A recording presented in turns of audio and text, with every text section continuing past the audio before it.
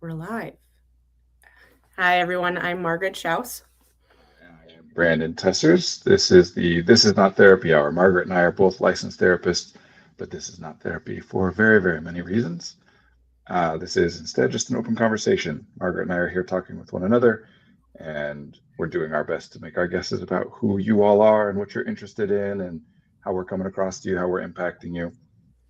For those of you who are willing and able to participate in the chat, we appreciate that because it gives us more information on which to base those guesses about who you are and what you're interested in, how we're impacting you.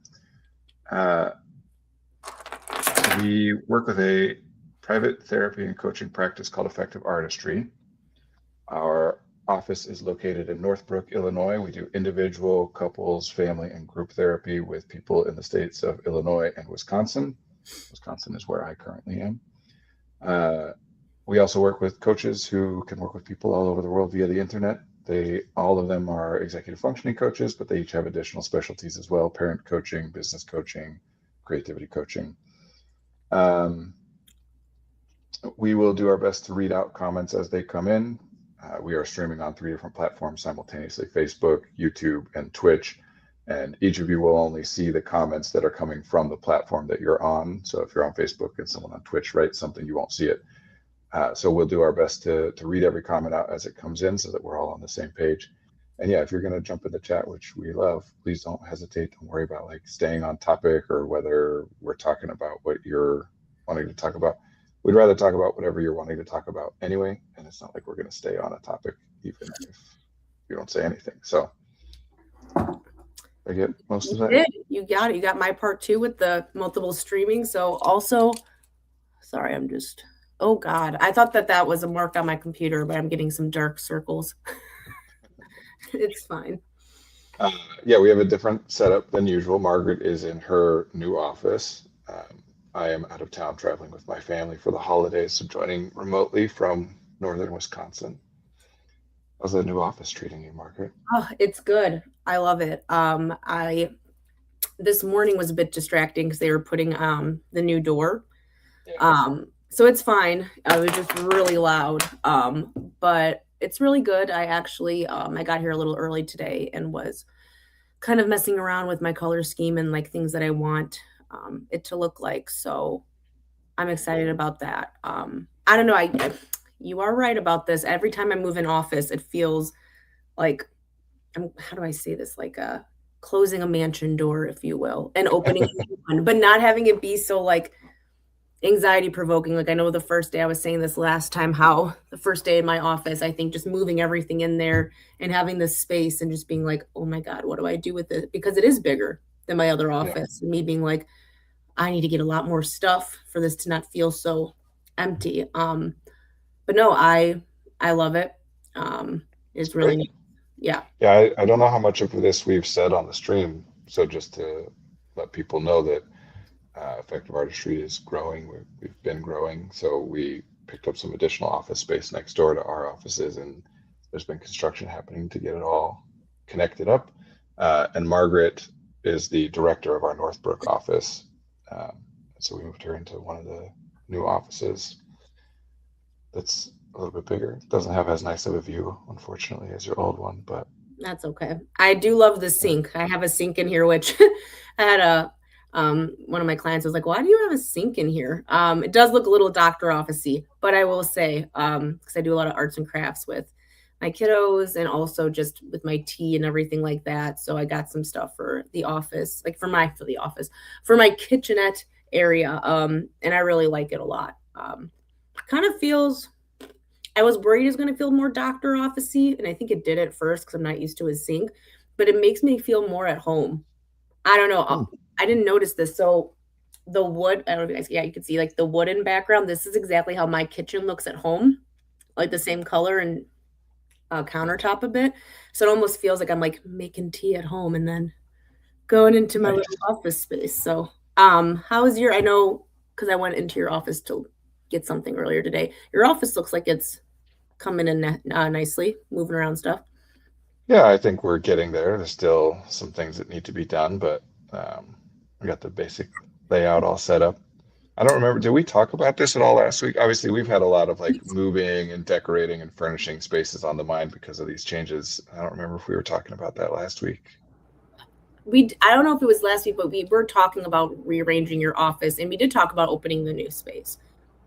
We were talking about moving that stuff. I just don't know when. So, yeah, we're doing a lot with. I mean, maybe I'm overly, what's the word? Focused? No, I don't know. I pay a lot of attention to the things that I pay attention to. We know. Very deep focus on certain things. And that goes into spaces for sure.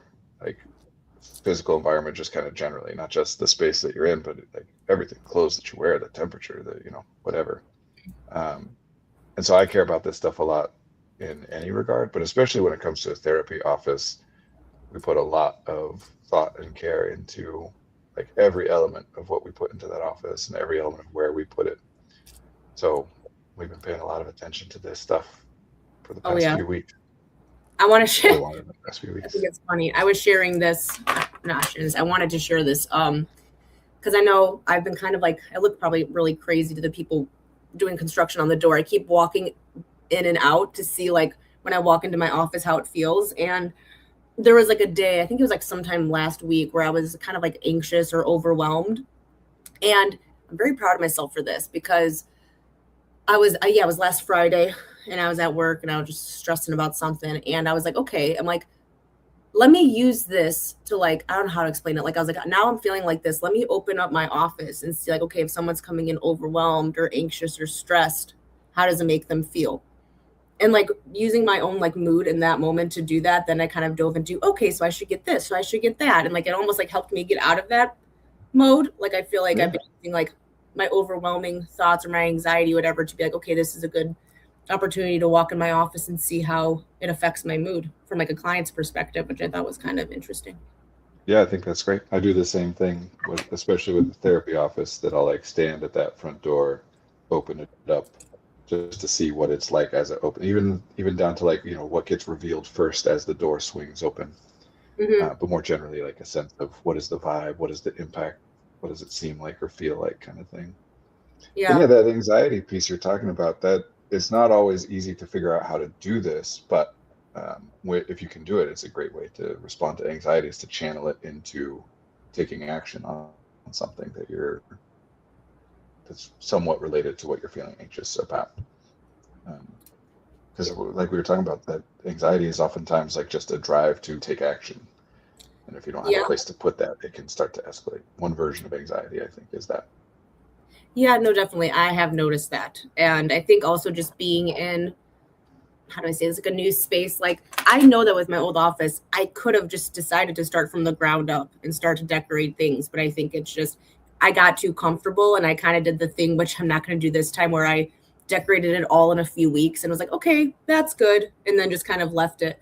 And so now, like, even though I'm like picking little things for my office, I'm not just going to design the whole thing. Like, I'm taking it day by day and continuing to do that. Cause I mean, I look back at my old office and like I changed so much during that time that office didn't even match me after like 5-6 months of being in it. And so, yeah, trying to incorporate that more and not trying to just solve it all at once, which has been good. That's great.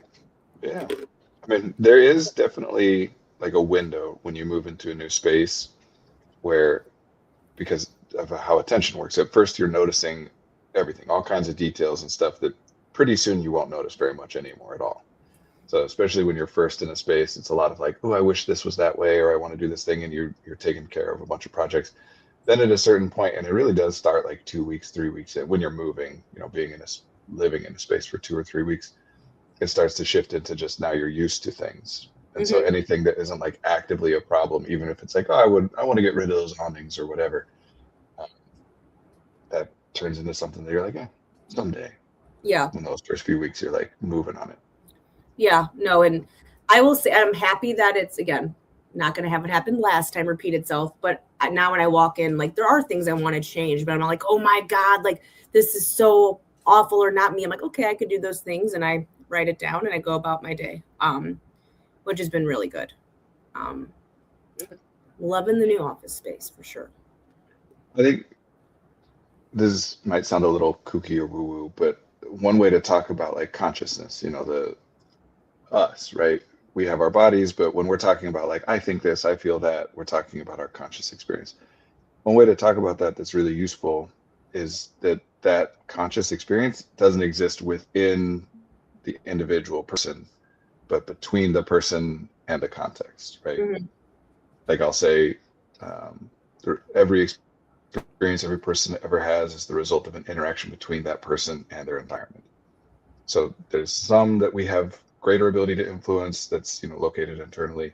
Some stuff internal we have very little ability to influence, and then same externally. Right. So when people say things like dress for the job you want, not the job you have, jealous, I want a new office space.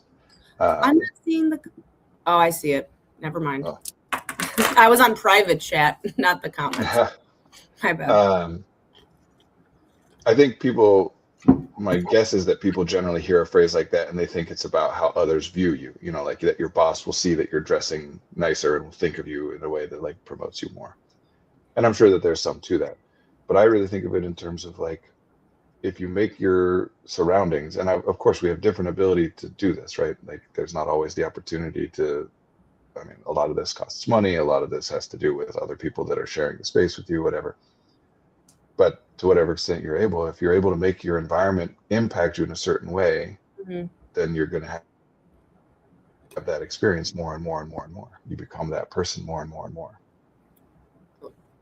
We all, no matter who you are, you could walk into a room and based on what's going on in that room, it just feels uncomfortable or gross or like you don't want to touch anything or whatever. If that's the room that you live in, like then that's how you're going to feel. You're going to feel miserable and disgusted. Right. And over time, you'll get used to it and you'll be able to like interact with the room and sit down or whatever. But as that's happening, it's still just impacting you on that level where you're getting used to something that you used to think of as gross. It's not really this, but the best way I have to phrase it is that over time, you start to think of yourself as being more gross, right? Same with if you walk into a space that feels very fancy, over time, you think of yourself as being fancier. Yeah, no, I made the sound just because for everyone who knows me, my car can become a hot mess and I'll get used to it for a while. I'm like, oh, like it's fine. But then I'm not going to lie. When I get in there, I'm like, I'm like, when you said I'm gross, I'm like, that's how I feel when I go into my car, when I don't clean it up. And then when you said about like walking into a nicer space, like I do feel more like ready for work when I get into this space. I still do my rituals. I still do my tea and all of that, but I feel like I don't need as much of a buffer. Like it almost just like sets me up to like feel a certain way, which is really nice. Yeah. Or you're a bachelor and you deal with it. Sure, but I would say like it's not to say that you can't deal with these things. Humans are incredibly adaptable. That we get used to stuff real fast. And that includes things getting better too. That's part of the reason that like a lot of us. So like if you're a person you've liked your job more and more as time goes on, right? Like you advance in your career or you get a degree and move into a certain field or whatever, then certainly for me, I look back at some of the jobs that I used to have and it's like, I would not be willing to do that now. And right. Of course I wouldn't, because I've gotten a job now that I like a lot more than what I had then. I've changed a lot of things. And of course, truly, if it came to it and I had no choice but to do that, of course I would do it just like I did it before. Mm-hmm. But we get used to whatever it is that we're exposed to. And so the same goes in reverse. If something gets worse for us, we get used to that. And then that's where we start to look back and say like, oh, why am I not X, Y, or Z? Or I wish it was like it used to be or whatever. Right. But yeah, deal with it is not really a question. Kind of the same when you ask somebody how they're doing and they're like, I'm fine. Like that's generally not, fine as opposed to what, right? Like I'm not surviving. You are surviving or we wouldn't be talking. Like that's not really in question. You will deal with it. We're talking about what it's going to be like to deal with it, right? How it will impact you. And yeah, a lot of the guilt that is very common, especially to ADHDers, about like, oh, I'm not getting this done, or I fell behind on that thing, or I'm a messy person, or I'm lazy, or all these things. A good chunk of that is about like being in a space that is set up differently than you want it to be. Things are messy or disorganized or, and you're having thoughts about how I wish it was this different way instead, but you get used to it. And that's kind of a version, like I said before, it's not really that you literally start to think like I'm gross, although sometimes that happens. It's that you start to shift to feeling as though like that's what fits you, right? Like you learn how to navigate the space that you're in. You get used to it. So you're shaped by the things around you. That includes people too. You're shaped by the things that you experience and interact with.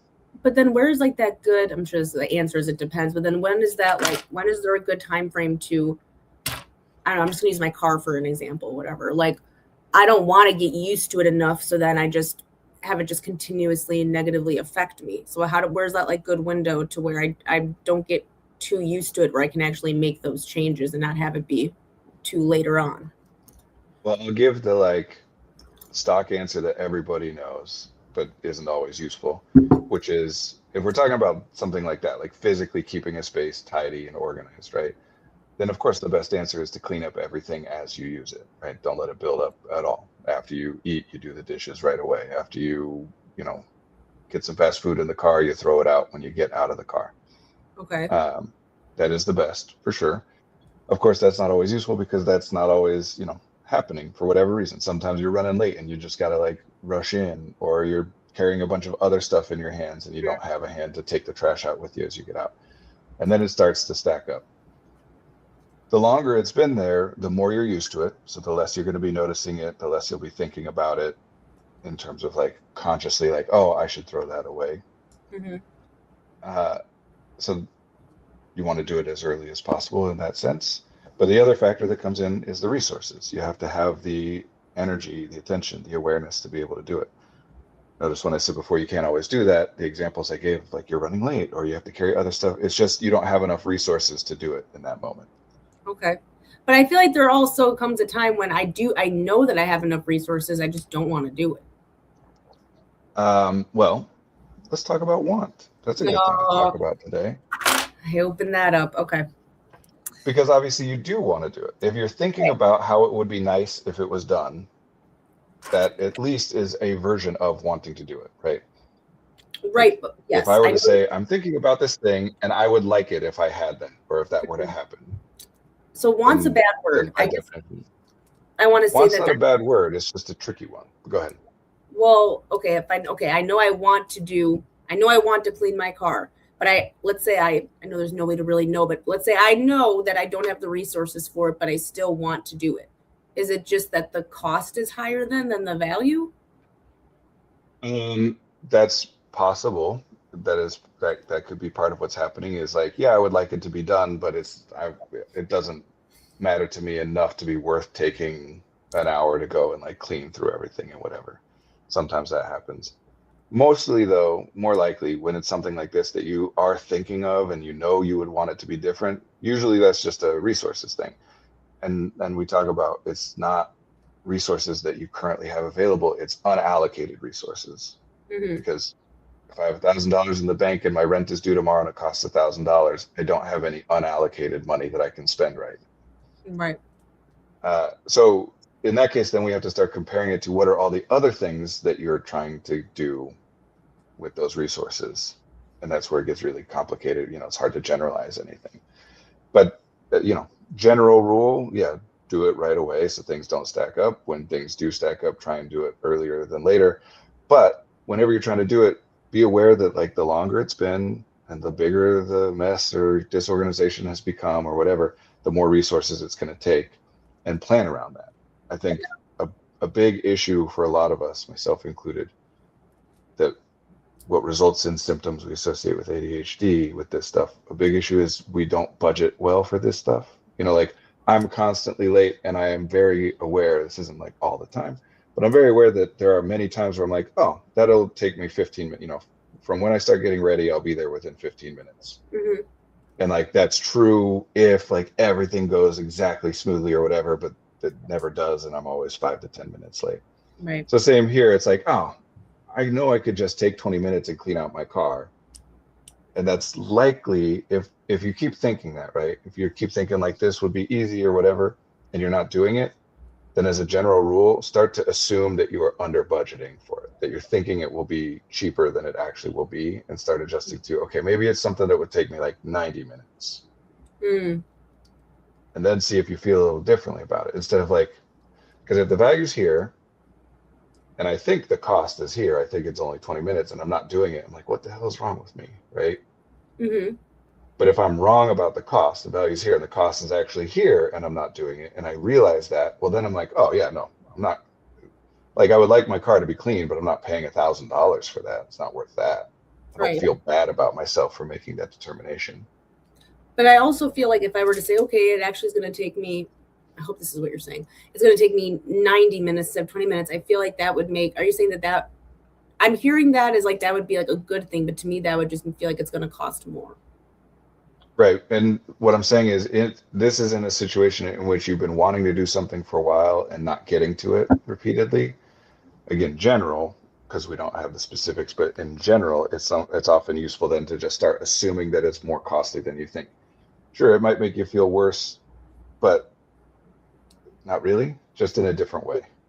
Right? Like, you were feeling bad about, why am I not doing this thing when it's not that hard?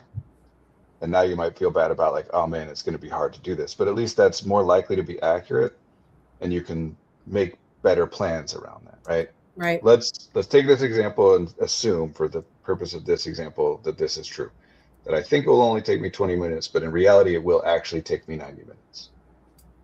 If I keep trying to plan, and that, like, on some level my processes are aware of that, even though I consciously think 20 minutes, that's not what's going into my decision making, right? So if I keep thinking that, then I'm going to keep thinking, like, I had 30 minutes today, I could have taken care of it. Right. Or it's not something I need to, like, make a plan around cleaning out my car. I'll just do it when I have 20 spare minutes free. That pops up all the time, right? Whereas if I shift to thinking about it as 90 minutes, now I'm like, okay, I'm going to make a plan. Like, this weekend, I'm going to take this time on Saturday to do it. Does that mean it's guaranteed? No, but it's a lot more likely than if you keep thinking that it's only going to cost 20 minutes. Gotcha. No, that makes sense. And that's part of what keeps people stuck in that pattern, by the way, is that I don't want to think of it as like, oh, really? It's going to be that difficult? Never mind. I'd rather keep thinking that it'll be really easy. Right. Oh, I had something, I forgot what I was going to say. Oh, sorry. No, you're good. What happens? What happens if you do that and that still doesn't work? Because I feel like I've been like, okay, it's going to take me a lot longer to make a plan, and then I'm like, I don't even have the resources to make a plan. I don't think I have enough resources for any of it. Well, and like we were talking about last week, making plans is not at all what people think that it is. And for the most part, people making plans makes the problem worse. Yeah. Unless you do it in particular kinds of ways. So yeah, no, sometimes I have to remind people of this all the time. Like, we can't just accomplish everything, right? Like, it is true that humans sometimes just can't get something done. Like, humans, we die, right? No matter how much we don't want to, it happens.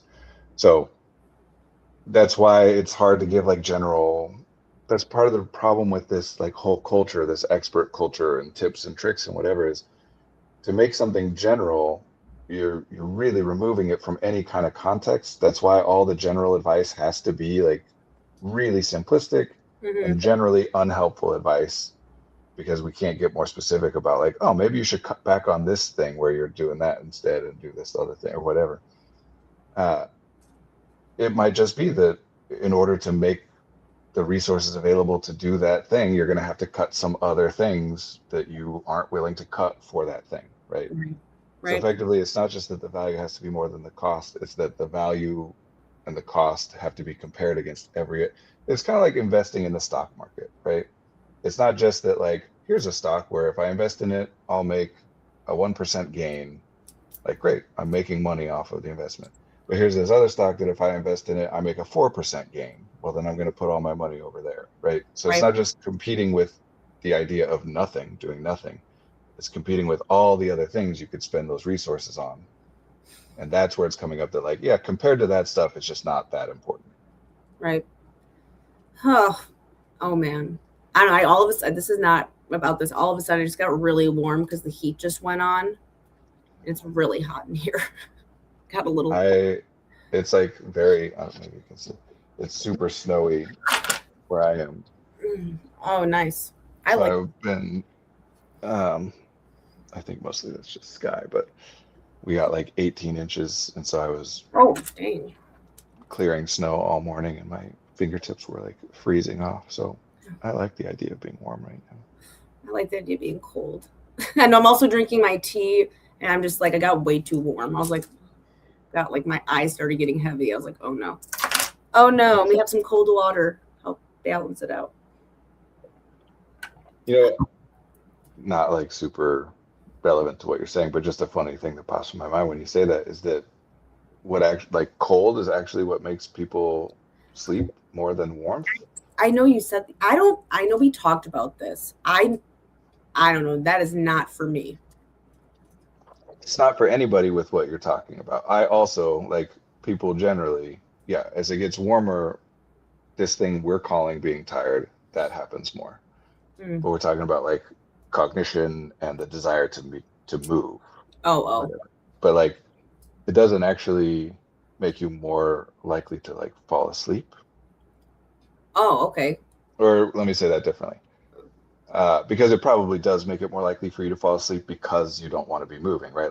Like why there are siestas or whatever, in countries that are or cultures that are closer to the equator or warmer climates, those cultures often have like rest periods in the middle of the day because it gets so hot and it's just not efficient for us to be doing a lot of stuff. And so we'll Mm. sleep. So it's not about likelihood of falling asleep. It probably does make you more likely to fall asleep. It's that when we sleep, with all our metabolism slowing down, that includes our body temperature, like our core temperature drops by a couple degrees. Hmm. And so colder temperatures are more conducive to like restful, good, deep sleep. When think about if you're sleeping and it's hot, right? Like how you're like kicking the sheets and it's hard to get any good rest, right?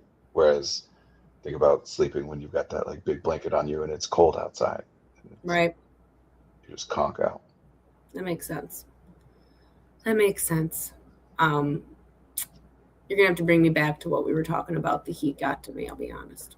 We're all over the place, honestly. We're starting to talk about want and we're talking about resources. We're talking about how the environment impacts you and all this stuff all over the place.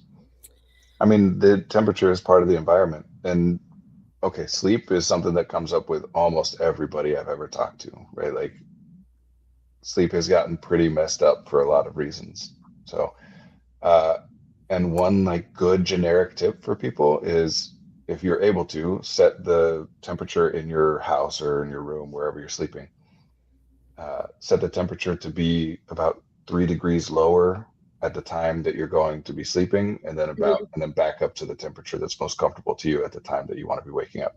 So a lot of people have the opportunity to automate that these days. But even if you don't, you can turn it down.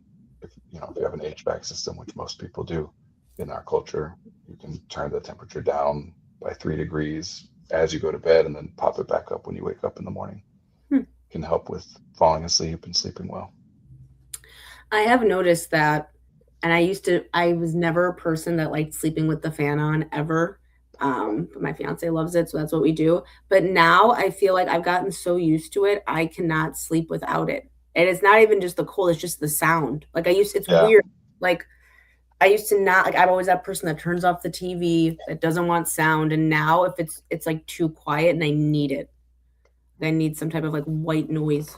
I used to hate the sound machine also, and my wife loves it, so we've been using it for years now. And now, even when I'm not with her, I put one on because Yep. it's not that I can't sleep without it, but this is what we're talking about. We get shaped by our experience, right? So after several years, especially, I've come to associate my body, which includes my nervous system, which includes my brain, is adapted to like that as a cue. Hmm. That that sound is part of what it means that it's time to go to sleep. Same with in the morning when we wake up and it's like on, if we don't turn it off, turning that sound off is part of like, okay, now we're transitioning it. Sometimes on the weekends or whatever, we'll wake up and the kids have woken up before us and we just go out with them and we didn't like turn off their sound machine in their room or whatever. And then when we turn it off, it's part of like we're getting dressed and getting moving in the morning. Yeah, that's actually weird, really weird that you said that because I know for me, like when I wake up in the morning and I like have my drink of water and I feed the cats, I just noticed this as I'm saying this. Then I go back in the room and I turn off the fan, and it's like, okay, time to start my day. Like I didn't even realize it was a ritual until then. And like at night too, like I'll be sitting there and I'm like, something's not right. And I'm like, oh yeah, need to put the fan on. Like it's like little things. And I never even realized how much I did ritual stuff before. Like I don't know, like going through a lot of stuff with anxiety and creating more rituals and stuff. I never realized that I had out so many of those to begin with, Yeah. and I just wasn't paying attention to it. So I probably I did have ritual stuff that I probably wasn't paying attention to. And so when I wasn't doing it, I was like, why am I feeling overstimulated? When I've had a bunch of them. And now, Yeah. Humans, I mean, like people will say, right? People are creatures of habit, which, depending on how you're defining habit, is literally true and inarguable, right? That the way that when we talk about habit, we're talking about an unconsidered response to stimuli. So in any given moment, you will do something, right? And what it is that you do is determined by the stimuli, the physical environment around you, the internal conditions of your body, whatever, that determines what you do. We also have this cognitive environment where we can think things, and that impacts what we do. But the vast majority of what we do involves no conscious thought. It just happens, yeah. right? Like you sitting where you're sitting, me sitting where I'm sitting, muscles in our body are tensed in certain ways to keep us upright and balanced. If we were to all of a sudden, if you were unconscious all of a sudden, you would fall out of your chair, just like I would follow. That's not something we think about. And I'm focused on that in this description as opposed to things like your heart beating or breathing, because people tend to know about that autonomic stuff. But muscle use is voluntary, right? Like the muscles don't automatically tense. When you're asleep, you still breathe and your heart beats. But when you're not conscious, your muscles don't activate. Mm-hmm. So even that like optional voluntary stuff still happens with that. So that's what habit is that when in any given moment I'm doing something, even if all I'm doing is sitting up and looking at the or laying down and looking at the ceiling or whatever, whenever I'm not considering my response, whenever I'm not using conscious thought to impact what I do, that's just a habitual response. And Right. those habitual responses can change over time. And part of what you're talking about with the rituals, again, depends on what people mean by that, but everybody has them, Mm-hmm. right? We all know this. Like it's a common joke in our culture of like, don't talk to me before I've had my coffee. Right. And yes, caffeine does have a psychoactive impact, although it varies from person to person how much that is. Personally, I think that the ritual is a much larger part of the like morning coffee waking up process than people think it is. Oh, just the ritual part of it, you said? Yeah, I think like if you were to sneakily swap somebody's coffee out for decaf that tasted exactly the same, Mm-hmm. that like the impact would still be 80 to 90% of the impact. I've done this not by choice. My friend did this to me back when I was drinking coffee, and she picked up coffee. It was the same thing. And I've noticed even now, like when I take my Vyvanse in the morning, 5 minutes after, I'm like, okay, I'm ready to go. It did not affect me in 5 minutes. And it's the same thing too with like the tea. Like when I'm making the tea and pouring it, I'm like, okay, I'm relaxed now. Like I noticed I did that a bunch with my coffee. So much. So as a culture, I'm going to use some like psychology terms now. As a culture, we're very focused on what's called operant conditioning, which is like punishments and rewards, right? Changing behavior by offering rewards and punishments. But before that, before operant conditioning was studied, there was classic conditioning. And that's the one, whenever you ask somebody about like whether people know these terms or not, right? The research and the experiments people are going to reference is classic conditioning. It's Pavlov's dogs. Mm-hmm. The Pavlov notices that dogs salivate when you feed them, so he starts just ringing a bell every time he feeds them, and then eventually he can ring the bell and they salivate even if there's no food. Right. So that's kind of like what you and I were talking about with the sound machines earlier. This comes up all the time in like working with people who are neurodivergent or just people generally who are trying to get themselves to change. Like, I want to get myself to do this or stop doing that or whatever. They go to this operant conditioning all the time. I got to punish myself or offer myself rewards, right? If I get a little treat.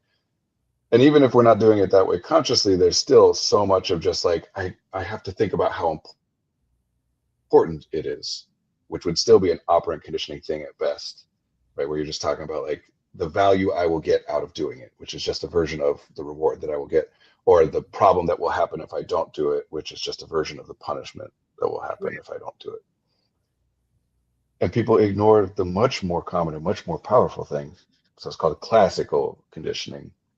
That's where you take, there's an existing stimuli and response. Something happens and I respond to it in a certain way. And now I just start in, that's called the unconditioned stimuli, the unconditioned response.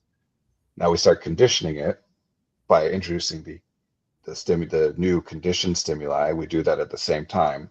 And eventually the unconditioned response to the original stimuli becomes the response to the new stimuli as well. So eventually we start salivating when we hear the bell ring. Eventually we start falling asleep better when the noise machine is on than we do if it's not. Didn't know I was classically conditioning myself. This is actually very humorous to me. I love it. That's so Right. fun. So that's the thing. Whether people think they have rituals or not, again, you could define it in different ways. But what we're talking about, they do. Whether people think of something as a habit or not, like the vast majority of what we do is habitual. Mm-hmm. The whole point of this stuff though is that it's stuff that doesn't involve conscious thought. And we are very, very cognitively oriented culture.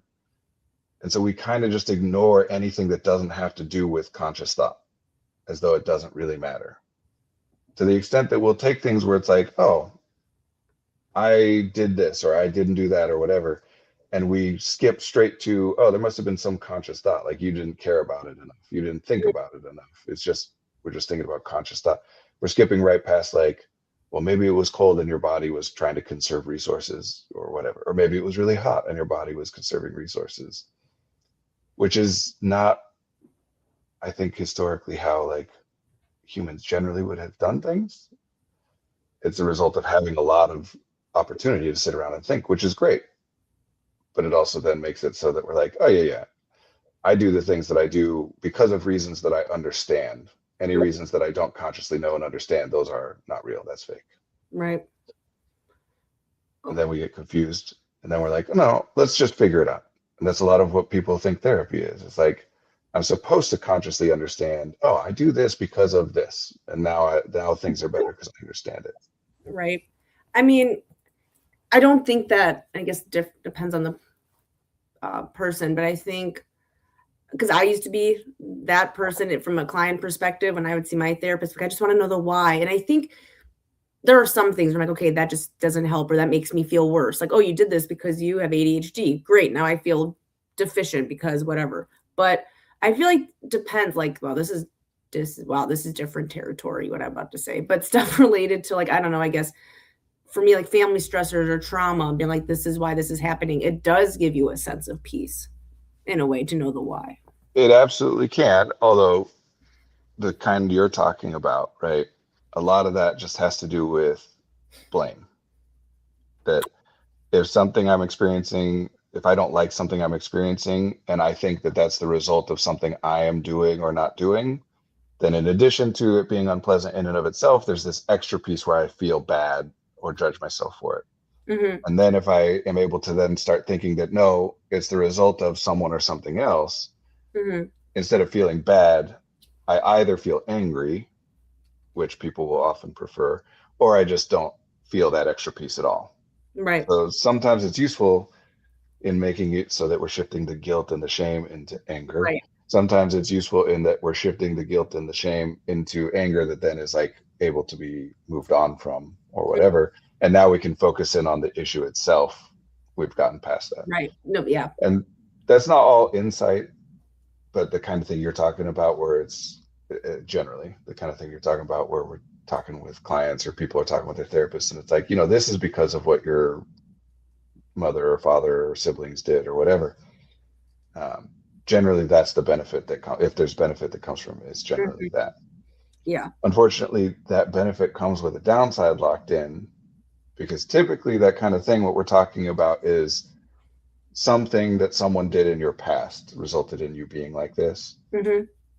And if that's beneficial to you to to accept and internalize that understanding, that narrative, then that also means that you're accepting that like that's impacted you in a way that sticks with you, right? Like it happened a long time ago, but Hmm. it's still impacting you. So it's a part of like it's a foundational component of you.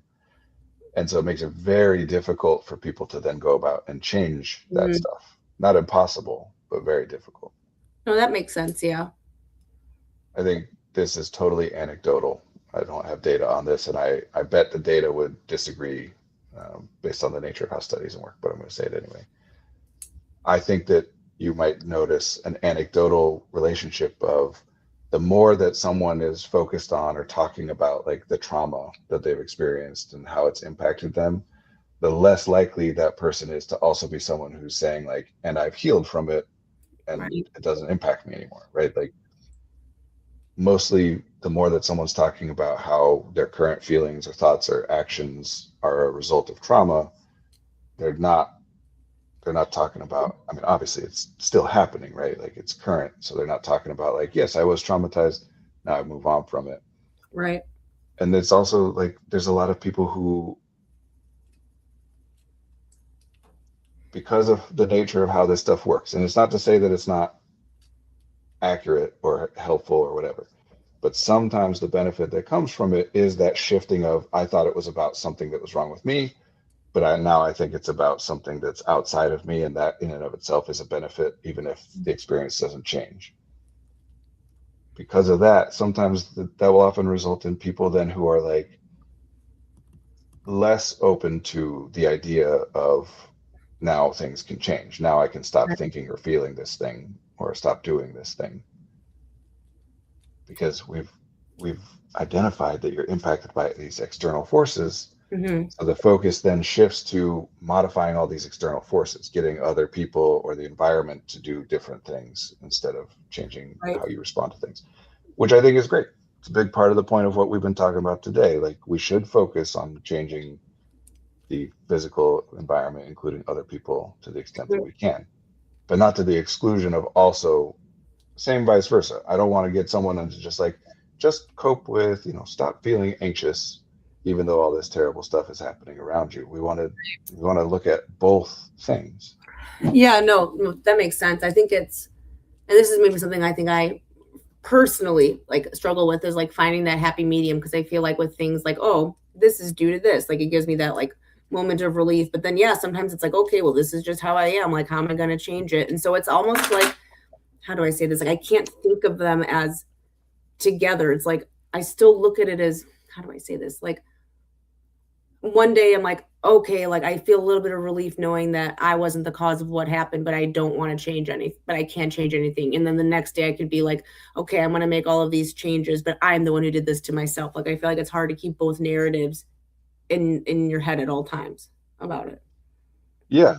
And a lot of that has to do with how much you're zooming in or zooming out, how specific or general you're being, right? That if it's something like I'm a person who forgets stuff, like yeah, when you're thinking of it in those terms, it's really difficult, maybe even impossible to change that. You're never going to not Mhm. forget things.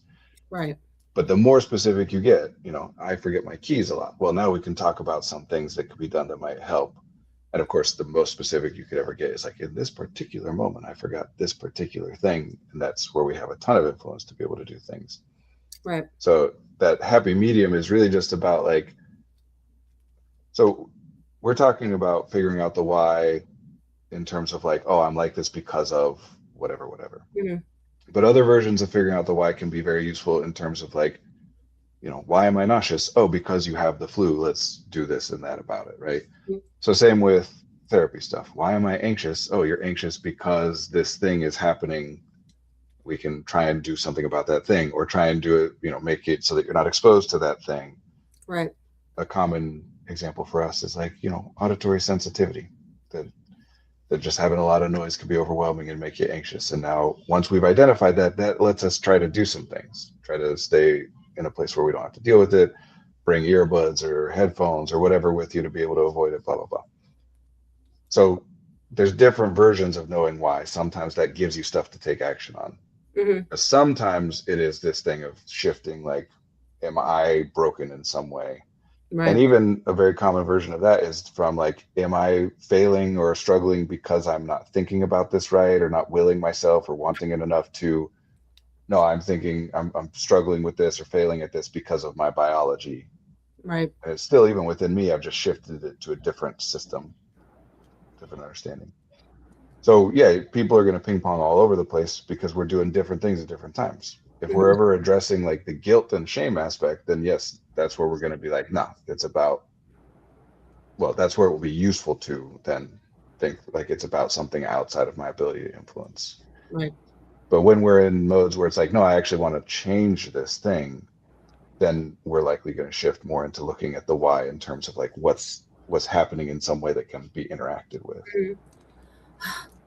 Having these I just had this thought, like having these conversations on the stream is helpful because sometimes I catch myself being like, how do I how do I say this? Like, oh my God, like being a human is so exhausting and there's all of these mental processes that we do all the time. And then I start to get like weirdly sad about it, but then I switch it up and I'm like, wow, Margaret, you're doing like it almost makes me feel like like helps me with my productivity. I don't know, knowing like I make all of these choices and all of these decisions and being like, okay, I didn't get to doing the laundry today, but I was constantly picking and choosing all of these other things during the day.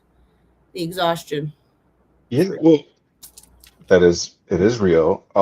And what you're referring to here is like, I sometimes will do this on purpose with people where I'm almost inducing like an existential crisis. Because to some extent, it is just like becoming aware of something that you weren't aware of before. But the whole thing we're talking about is like, no, this is how it's always been. So it can't be that this is like a problem now, Mm-hmm. because this has been true for you your entire life and every other human. So any like fear or anxiety or exhaustion that's coming from it is coming from like, oh no, it's different than I thought, Right. but in a way that's more accurate, right? It's not that it's like, oh no, I can't control these processes. It's just realizing that there's so much that's outside of your conscious influence. Yeah. But that's also huge if we're actually trying to make changes. So like business consulting is a huge industry in our country. Um, and it's also a very prestigious one. You make a ton of money, business consultants, very high paid job. Mm-hmm.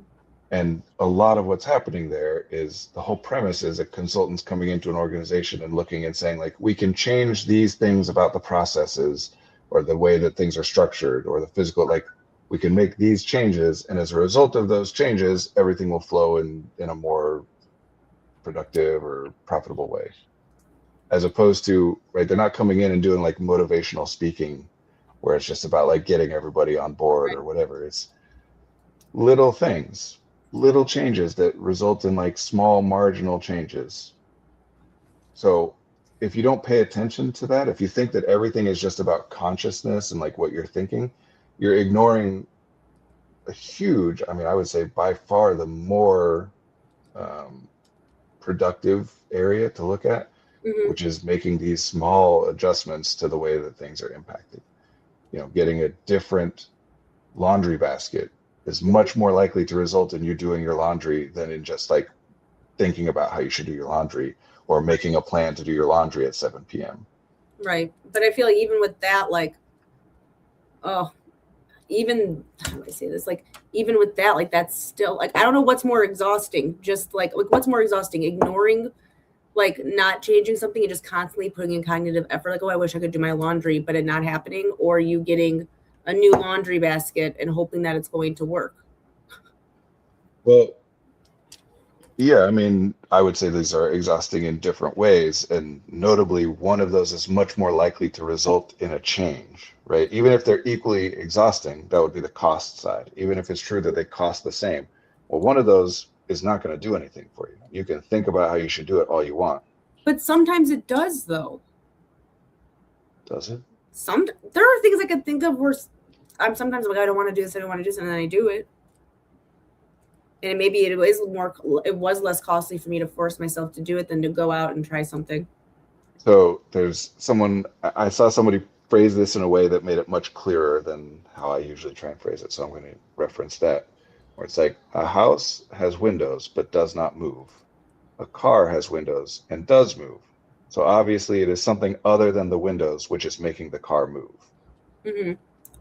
Same here, right? That like there are many times that I think about how hard, think very hard about how I should do something and I don't do it.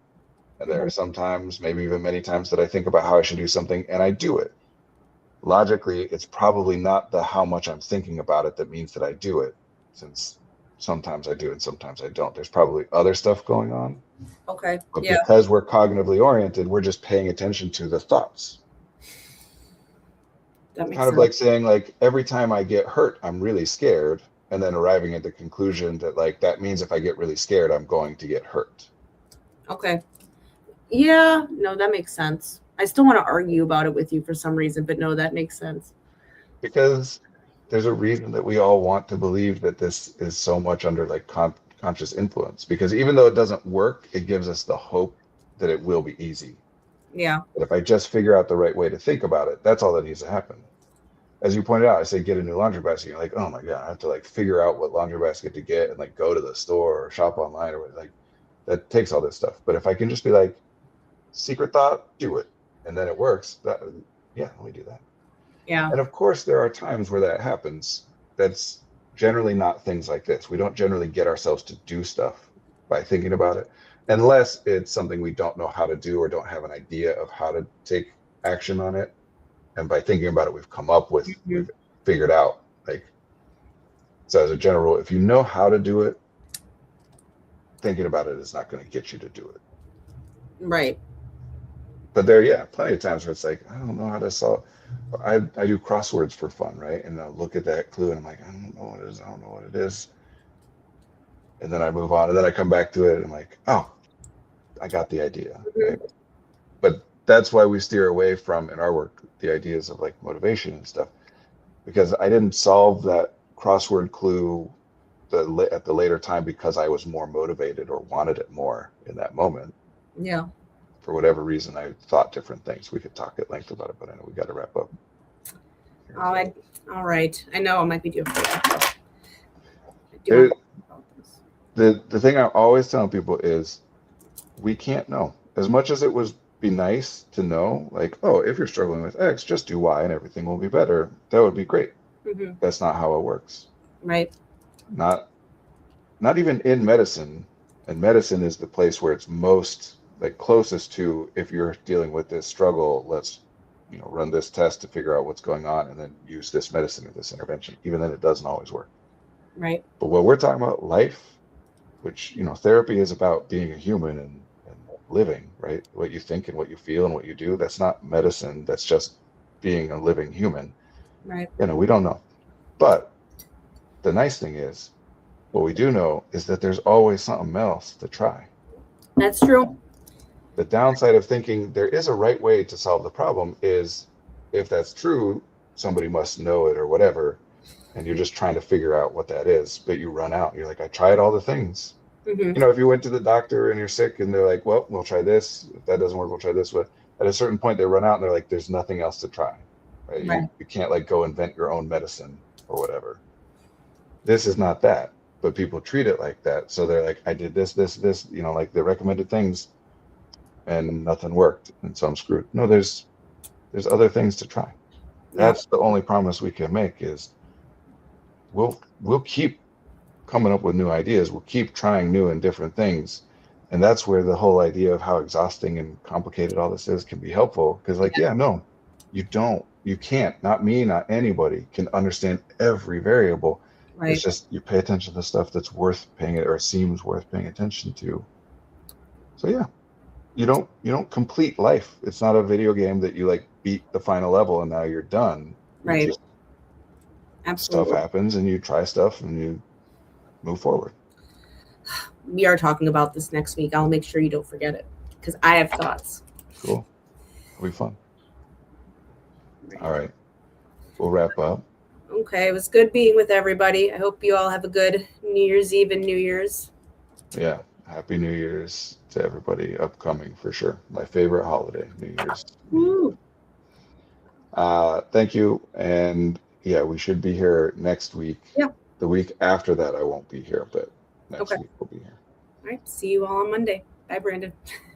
Bye.